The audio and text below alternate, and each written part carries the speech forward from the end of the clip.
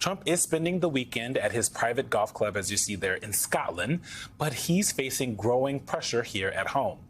Remember, it was only 19 days ago that the DOJ released a memo, all but closing the Epstein investigation, claiming there was no evidence of a client list, blackmail efforts against Epstein associates, or evidence that would lead to additional prosecutions of anyone else involved in the over 1,000 victims of Epstein's abuse.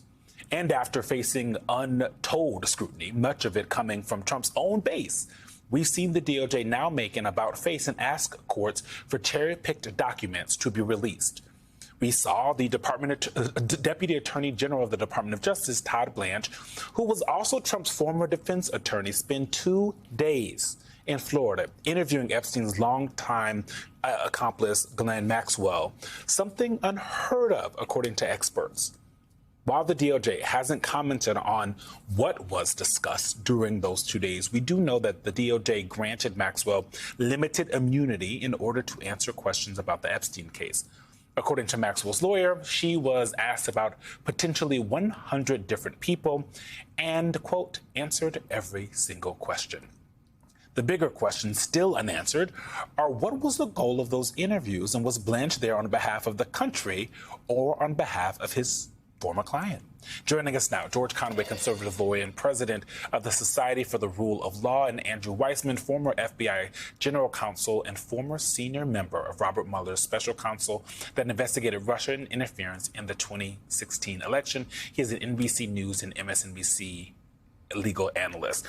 You know, I'm going to start right at Blanche, because he just spent 2 days, the Deputy Attorney General spent 2 days in Tallahassee, Florida. I want to play some sound, though, to kind of color the conversation from Todd Blanche in a podcast. Listen to this.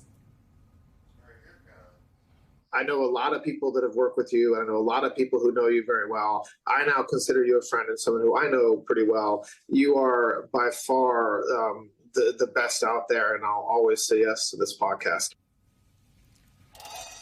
Now, George Blanche's friend that he's saying there is Maxwell's attorney right now. So explain to me and to Jonathan and the people at home why the Deputy Attorney General, who has bigger fish to fry, it would seem, is spending 2 days in Tallahassee, Florida, by himself, interviewing and talking to a convicted sex trafficker. Because he's a criminal defense lawyer. Okay, and he has a criminal who he represented last year and continues to represent. And what he's trying to do is act on behalf of his client, who he views to be Donald Trump, and not the United States of America. And that's why this man, why it was so unusual, so bizarre for a Deputy Attorney General to interview a witness, and to interview this particular witness. Because the only reason why you'd want to interview this witness, and I don't think it makes sense, but the only reason why you'd want to do that is to create some kind of a diversion from the fact that they are refusing, the Justice Department is refusing to release the Epstein documents because guess who is in them? Yeah. Andrew, I'm wondering about the whole Queen for a Day immunity that Ghislaine Maxwell apparently got for this conversation. And I want to bring this up because of what happened in July of 2020 in a court filing on Ghislaine Maxwell from the Trump Justice Department. It says Maxwell's willingness to brazenly lie under oath about her conduct strongly suggests her true motive has been and remains to avoid being held accountable for her crimes. Help square that circle for me.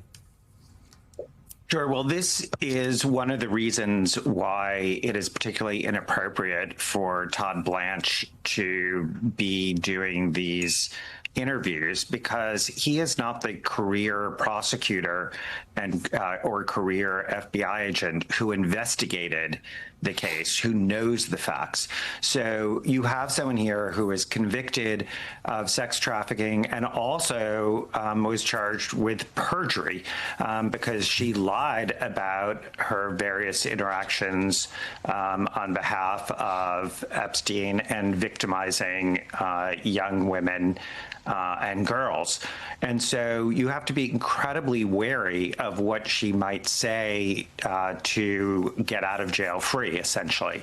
And the way you do that is by having career people, not a political appointee, and a career person who knows the facts so they can know whether Ghislaine Maxwell is lying. And so to George's point, why would you send in a political and not a career person if your motive was actually getting at the truth? And final point on this, any single day of the week, at this moment, the government is free to turn over the gigabytes of information in the Epstein files. And so all of this is a huge distraction because they want to pretend that they're turning over every stone and looking under every rock. But for the public, in an unfolding development tied to the Jeffrey Epstein case, former President Donald Trump is facing mounting scrutiny as new details emerge about the Department of Justice's, DOJ, handling of the investigation. Trump, currently spending time at his private golf club in Scotland, is under pressure from both critics and supporters following the DOJ's recent actions. Just 19 days ago, the DOJ released a memo suggesting the Epstein investigation was effectively closed, stating there was no evidence of a client list, blackmail schemes, or grounds for further prosecutions related to the abuse of over 1,000 victims. However, in a surprising reversal, the DOJ has now requested the release of select documents, prompting questions about its motives. Adding to the controversy, Deputy Attorney General Todd Blanche, who previously served as Trump's defense attorney, conducted a 2-day interview with Ghislaine Maxwell, Epstein's longtime accomplice, in Florida. Legal experts have described this move as highly unusual, noting that it is unprecedented for a senior DOJ official to personally interview a convicted sex trafficker like Maxwell, who was granted limited immunity to answer questions about the Epstein case. According to Maxwell's attorney, she was questioned about approximately 100 individuals and reportedly answered every question.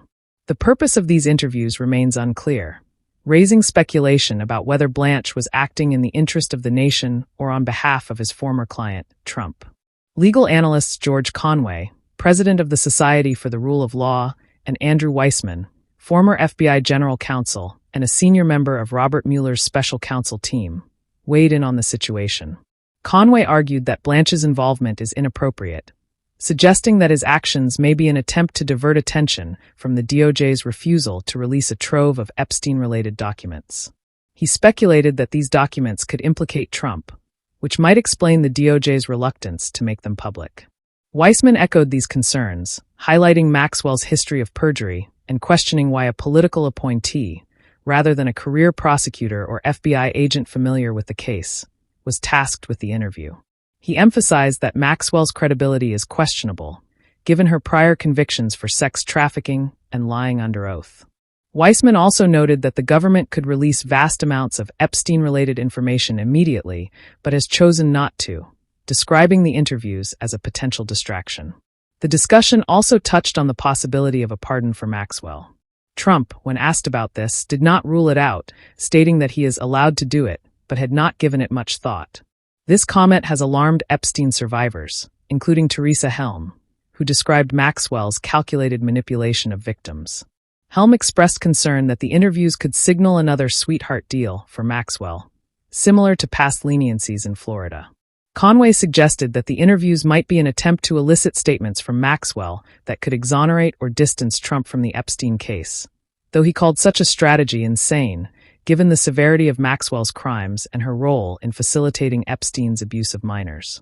The conversation also briefly addressed Trump's recent claims about former President Barack Obama, with Trump alleging criminal acts while acknowledging that presidential immunity might protect him. Weissman dismissed these accusations as baseless, accusing Trump of using inflammatory rhetoric without evidence, a tactic he has employed in other contexts, such as his claims of election fraud in 2020. As the Epstein case continues to unfold, Questions persist about the DOJ's actions, Blanche's role, and the potential release of critical documents. The situation underscores ongoing tensions surrounding transparency and accountability in one of the most high-profile criminal cases in recent history.